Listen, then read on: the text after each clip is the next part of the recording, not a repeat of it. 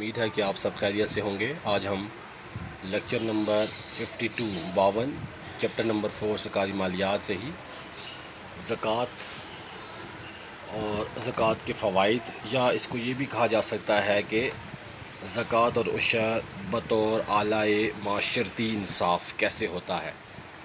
تو سب سے پہلے ہم دیکھتے ہیں کہ زکوٰۃ سے کیا مراد ہے۔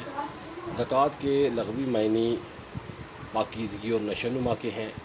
پاکیزگی سے مراد مال میں سے زکوٰۃ ادا کرنے سے مال کا پاک اور صاف ہو جانا، اور نشوونما سے مراد یہ ہے کہ زکوٰۃ کی ادائیگی سے مال میں کمی نہیں ہوتی بلکہ مال میں برکت پیدا ہوتی ہے، مال بڑھتا ہے اور پھلتا پھولتا ہے۔ زکوٰۃ ایک مالی عبادت ہے جو کہ ہر صاحب نصاب مسلمان پر فرض ہے۔ اس کے بعد ہم دیکھیں گے کہ زکوٰۃ کے فوائد کیا ہیں، یا زکوٰۃ اور عشر جو ہے یہ بطور اعلیٰ معاشرتی انصاف کیسے کام کرتا ہے۔ تو آئیے چلتے ہیں، دیکھتے ہیں کہ زکوٰۃ کے فوائد کیا ہیں۔ زکوٰۃ کی ادائیگی کے جو فوائد ہیں وہ درج ذیل ہیں۔ نمبر 1، ارتکاز دولت کی حوصلہ شکنی، یعنی اس سے مراد یہ ہے کہ اسلام ارتکاز دولت کے سخت خلاف ہے اور ناجائز طور پر اکٹھی کرنے کی اسے اجازت نہیں دیتا۔ اسی وجہ سے اسلام میں ذخیرہ اندوزی اور چور بازاری کی سخت ممانعت ہے۔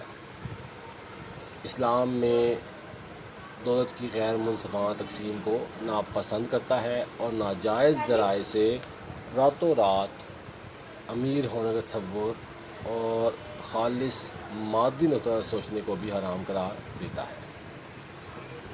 جبکہ دوسری طرف اسلام نے اس بات پر زور دیا ہے کہ بھائی چارہ ہونا چاہیے، اخوت اور یگانگت ہونی چاہیے۔ ہر انسان کو یہ حق دیا گیا ہے کہ وہ اپنی عزت نفس کے ساتھ زندگی کو گزارے۔ لہٰذا اگر زکوٰۃ اور عشر کی ادائیگی صحیح طریقے سے ہو تو دولت کی تقسیم کافی حد تک مساویانہ ہوگی اور اس سے معاشرے میں اقتصادی ناہمواری بھی ختم ہو جائے گی۔ دوسرا پوائنٹ اس کا ہے غربت اور افلاس کا خاتمہ، پاورٹی ایلیویشن۔ اس کا زکوٰۃ اور عشر کے ذریعے معاشرے میں غربت اور افلاس کا بھی خاتمہ ہوتا ہے، اور معاشرہ جو ہے وہ حقیقتاً ایک فلاحی معاشرہ بن جاتا ہے، کیونکہ اگر زکوٰۃ کا نظام نہ رائج ہوتا تو امیر تر ہوتا جاتا اور غریب غریب تر ہوتا جاتا، اور ان کو پیٹ بھر کے کھانا بھی میسر نہ آتا۔ لیکن یہ زکوٰۃ اور عشر ہی کی بدولت ہے کہ تمام امیر لوگ اس بات کے پابند ہیں کہ وہ اپنی دولت غریبوں اور مستحقین پر خرچ کریں تاکہ وہ لوگ بھی اپنی زندگی کو آسانی سے گزار سکیں۔ تیسرا اس کا جو پوائنٹ ہے زکوٰۃ کی ادائیگی کا فائدہ، یا اس کو ہم بطور اعلیٰ معاشرتی انصاف کیسے دیکھتے ہیں، عزت اور نفس اور خودداری۔ زکوٰۃ کا ایک معاشرتی پہلو یہ بھی ہے کہ وہ انسان کو ذلت اور خواری سے بچاتا ہے، عزت میں اضافہ کرتا ہے، جو کہ ایک معاشرتی ضرورت ہے۔ اسلام اس بات پر زور دیتا ہے کہ زکوٰۃ کی اہمیت کا احساس ان معاشروں کو دیکھ کر کیا جا سکتا ہے جہاں انسان کی خودداری کی کوئی قدر و قیمت نہیں، بلکہ ہر آدمی مادیت پرست ہے۔ لہٰذا لوگ اپنے ہمسایوں کو، عزیز و قریب اور ماں باپ کی ضرورتوں سے بھی بے نیاز ہو جاتے ہیں۔ یہی وجہ ہے کہ زکوٰۃ سے عاری معاشرے میں پیشہ ور بیکاری جو ہوتے ہیں ان کی تعداد زیادہ ہوتی ہے، اور لیکن اسلام بھیک مانگ کر زندگی گزارنے کو پسند نہیں کرتا، اسی لیے وہ غریبوں کو اس بات کی تلقین کرتا ہے کہ وہ محنت کر کے اپنی زندگی گزارے اور کسی کے آگے ہاتھ نہ پھیلائے۔ اس کے بعد نمبر 4 اس کا جو فائدہ ہے وہ ہے بے روزگاری کا خاتمہ۔ تو زکوٰۃ کے ذریعے ایسے تمام غریب لوگ جو کوئی کاروبار تو کرنا چاہتے ہیں مگر ان کی مالی حیثیت نہیں ہے، تو ان کے لیے اسلام نے زکوٰۃ کو ایک بہترین سہارا بنایا ہے۔ زکوٰۃ کی مدد سے وہ لوگ بھی کچھ اثاثوں کے مالک بن جاتے ہیں اور ان کی مدد سے وہ کاروبار شروع کر کے باعزت زندگی گزار سکتے ہیں۔ نمبر 5 پر ہے اس کے بعد دفینوں کی حوصلہ شکنی یعنی ڈسکریجمنٹ آف ہولڈنگس۔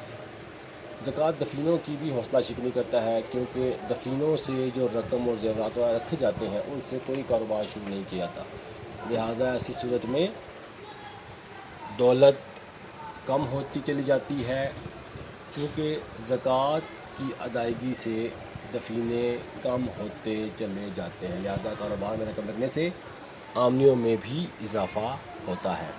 حضور صلی اللہ علیہ وسلم نے بھی اس بات کی سختی سے ممانعت کی ہے کہ دولت کو زمین کے نیچے دفن نہ کرو، بلکہ اسے کاروبار میں لگاؤ تاکہ اس میں اور برکت پیدا ہو۔ اس کے بعد نمبر 6 پر ہمارے پاس ہے سرمایہ کی گردش میں اضافہ بھی اسی کی وجہ سے ہوتا ہے زکوٰۃ سے، کیونکہ جب عشر اور زکوٰۃ کی بدولت ہی سرمایہ کاروبار میں گردش کرتا ہے، ہر شخص کو اس کی ضرورت کے مطابق رقم مل جاتی ہے، جس کے ساتھ ساتھ وہ کاروبار بھی کرتا ہے اور خودداری کے ساتھ زندگی بسر کرتا ہے۔ ایک اسلامی معاشرے میں، مسلم معاشرے میں حکومت زکوٰۃ لازمی حق کے طور پر وصول کرتی ہے، جسے وہ ضرورت مندوں میں تقسیم کرتی ہے۔ اس کے بعد اس سے فضول خرچی اور کنجوسی میں بھی کمی آتی ہے۔ زکوٰۃ اور عشر کے نظام جو کہ ہمیں اس بات یقین کرتا ہے کہ اللہ تعالیٰ کی راہ میں خرچ کرنے سے لوگوں کے دلوں میں دولت کی محبت کم ہو جاتی ہے، اور وہ اللہ تعالیٰ کی طرف سے جو بھی چیزیں عطا کی ہیں اسے غرباء اور حاجت مندوں میں تقسیم اور انہیں خرچ کرنے کو ترجیح دیتے ہیں۔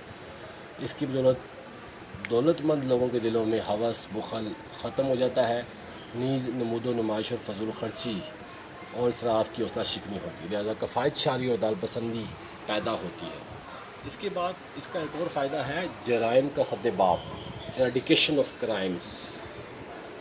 زکوٰۃ کا ایک فائدہ یہ بھی ہوتا ہے کہ اس کے ذریعے جو جرائم ہیں وہ کافی حد تک کم ہو جاتے ہیں، کیونکہ اس سے وہ لوگ جو بیکار یا بے روزگار ہوتے ہیں، جن کے پاس کوئی ذریعہ معاش نہیں ہوتا، یا پیٹ بھرنے کے لیے معاشرے میں وہ کئی طرح کے جرائم کرتے ہیں، ان کے لیے بھی جیسے چوری کر لیتے ہیں، غنڈہ گردی کرتے ہیں، لوٹ مار وغیرہ کرتے ہیں، اس کے ذریعے بھی، لیکن زکوٰۃ کی وجہ سے ان تمام برائیوں کا خاتمہ ہو جاتا ہے، اور یہ تمام بے روزگار اور بیکار لوگ جو ہیں ان کو، جن کے پاس کوئی ذریعہ معاش نہیں ہوتا، زکوٰۃ کے ذریعے اپنی زندگی کو بآسانی خرچ کر لیتے ہیں، اور انہیں کھانے پینے کے دوسروں کا محتاج نہیں ہونا پڑتا۔ اور اس کا آخری جو فائدہ ہے وہ ہے باہمی اخوت اور بھائی چارے کا فروغ۔ زکوٰۃ اور عشر کی وجہ سے معاشرے میں باہمی اخوت اور بھائی چارے کو بھی فروغ حاصل ہوتا ہے، کیونکہ زکوٰۃ ادا کرنے والے ضرورت مندوں کی مدد کرتے ہیں، جن سے ان لوگوں کے درمیان آپس میں ہمدردی، بھائی چارہ اور اخوت کے جذبات پیدا ہوتے ہیں۔ تو امید ہے کہ آپ کو یہ لیکچر آج کا سمجھ آ گیا ہوگا۔